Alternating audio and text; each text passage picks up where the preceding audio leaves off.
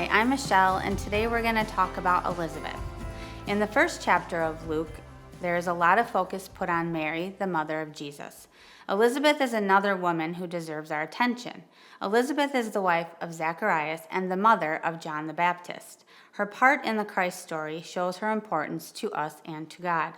Elizabeth and Zacharias had wanted children.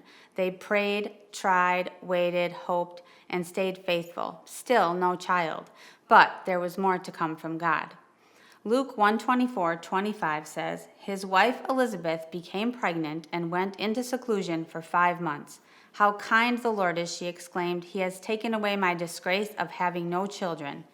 Elizabeth's faithfulness of being patient, waiting, and believing is an example to all of us to never give up, because anything is possible with God. The conception of Jesus was a miracle, and there was very little that was common about John's either. God chose Elizabeth to not only be the mother of John, but to also prepare the way for Jesus, but also to be there for Mary once she learned God's plan for her life.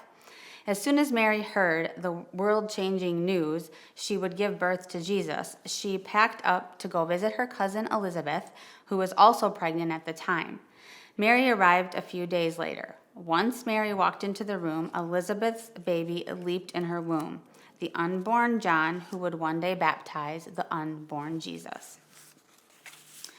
Luke 1:41-42. At the sound of Mary's greeting, Elizabeth's child leaped within her, and Elizabeth was filled with the Holy Spirit. Elizabeth gave a glad cry and exclaimed, "God has blessed you above all women, and your child is blessed." Elizabeth made room for Mary and room for Jesus. Jesus and his mother were welcomed and loved.